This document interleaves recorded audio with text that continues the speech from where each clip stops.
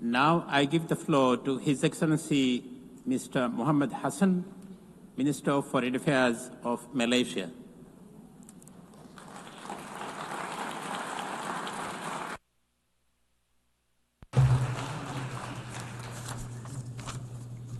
Bismillahirrahmanirrahim.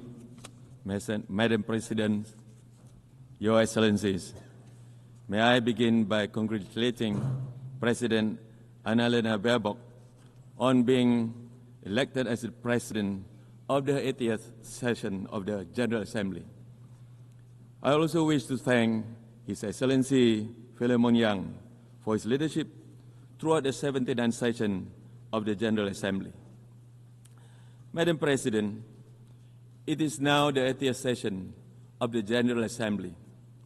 Yes, 80 years since our dreams of bright future gave birth to the United Nations. Humanity has imagined the future in many ways. Among other things, we imagined that in some of its darkest versions, information overload would numb critical thought while apathy take over. I fear that this has come to pass. 80 years after the end of the Second World War, we are watching in high definition as genocide unfolds around the world. 80 years, after all, after the fall of the empires, colonialism is still alive, armed, funded, and justified by some of the supposedly most liberal powers in the world. They have defended and supported the only party who has any real power in a conflict as it makes a fuss out of international law. As we approach the 80th anniversary of the United Nations, Madam President, I suppose I should say, congratulations. But today, that word rings hollow. Should we congratulate ourselves on our inability to bring an end to the occupation of Palestine? Or should we congratulate ourselves for allowing a rogue state to undermine our charter and our efforts? In Gaza, the clock is ticking, the bombs are falling, and the light is fading. We have failed at least 70,000 people. Israel can no longer hide behind its pretense of victimhood. From London to Dhaka, from Paris to Sydney, from Montreal to Kuala Lumpur, populations have spoken out in grief and outrage.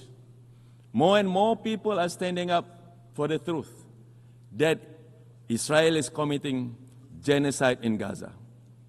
Remember, the eyes of the world are upon us. We must take action now, Madam President, now. Sanction Israel. The metastasis of Israel's brutality in the Middle East cannot go on. Their latest assault on Doha was not merely an attack on a few representatives of Hamas. It was an attack conducted on another state's soil and an insult to the efforts of all who have attempted to mediate. And it is a signal that Israel violence will continue to destabilize the region. The effect of this will spill over to the rest of the world. The atrocities may have begun with Palestine, but they certainly will not end with Palestine. As the Middle East grows ever more dangerous for its residents, we will feel the reverberations all over the world. And this is why simply advocating for a two-state solution is not enough, Madam President. Malaysia will agree to any measures of the support for the Palestinian people, including the New York Declaration. But let us be clear. Let us be clear, there are only three real answers to this conflict. Number one, to take concrete action against the occupying force. Two, to lend our long-term support to the development of a self-governing Palestinian state. And number three, to reform the United Nations and ensure that such a travesty of justice never happen again. Madam President, repeated failures of the Security Council to fulfill the will of General Assembly must be met with strong resistance. We must continue to demand accountability from the permanent members of the United Nations Security Council through Resolution 76/272, or popularly known as the Veto Initiative. And we must pursue results through Resolution 377A, that is Uniting for Peace. No more shall we quietly accept the dismissal of our collective voice. We must question and challenge the veto. We must free the Security Council from this humiliating paralysis. And we must keep the United Nations a relevant and effective international organization and global guardian of peace. Madam President, over the course of our chairmanship of ASEAN this year, Malaysia too has learned of the colossal efforts that peace requires. As a unique example of an inclusive form of multilateralism, ASEAN has embraced change, expanded our membership, and engaged with the world over the past 58 years. And this is why it has been Malaysia's honor and our greatest task yet to take on such a serious challenge this year. When conflict threatened to spiral between our neighbors, ASEAN did not stand idle. We stepped in, convened both sides in Malaysia, and implemented a ceasefire, one that ASEAN is now ensuring takes root through active monitoring on the ground. Yes, challenges remain, but our message is clear. ASEAN will stay at the table, urging both states to honor their commitments, for there is no conflict, whether interstate or intrastate, that is worth risking the stability of our home. This is why our efforts to cultivate security and stability in Myanmar and to restore credibility to five-point consensus must continue.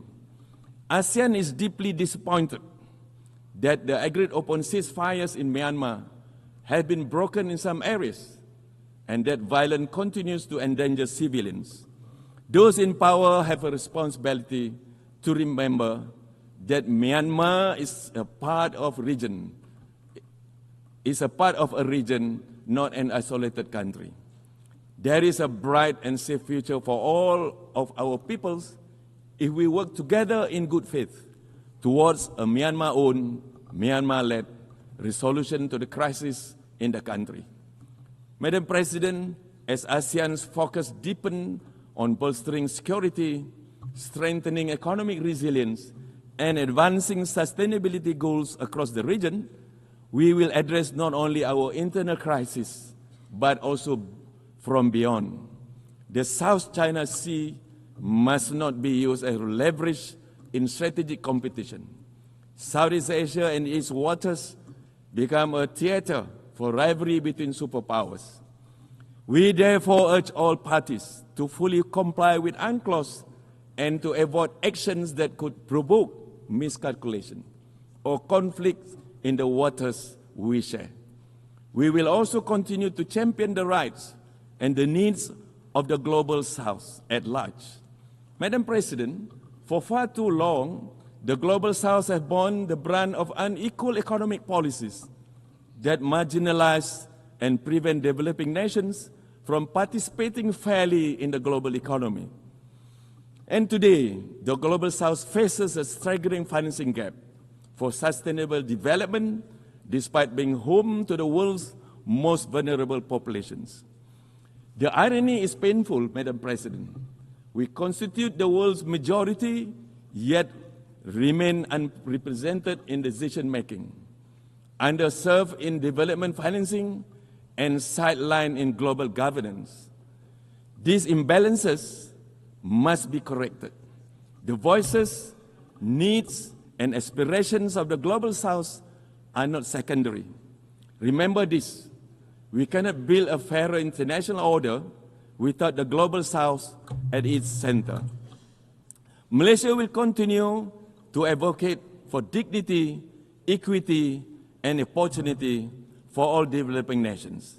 Madam President, Excellencies, the UN has served the world for 80 years, but the world we live is in shifting beyond any recognition from what it was back then. The test that we now face is an existential one, for the question of Palestinians has haunted the UN for nearly its entire life. 80 years of the United Nations and 77 years of the ethnic cleansing of the Palestinians. I cannot emphasize this enough, Madam President. If we cannot resolve this, the citizens of the world will lose faith in us and the international order. Because there is no longer any way to deny that this is modern-day colonization. Only the formerly colonized have been able to see it for what it is since the start. It is a genocide. And it is a genocide dressed in the cape of Western tolerance. For us to remain relevant, we cannot move forward on the habits of the past. We must summon the same courage that built this organization from the ruins of war. To conclude, Madam President, Malaysia believes that 3 urgent reforms are key to our survival. First, we must limit, if not abolish, the veto. We must challenge it each and every time that is wielded, particularly in cases of crimes against humanity.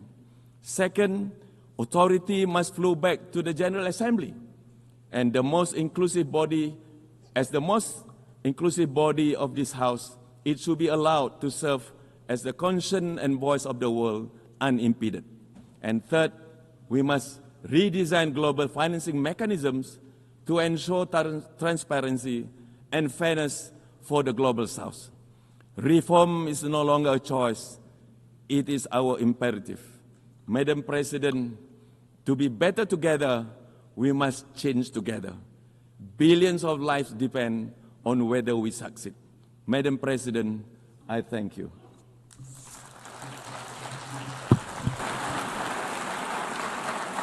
I thank the Minister of Foreign Affairs of Malaysia.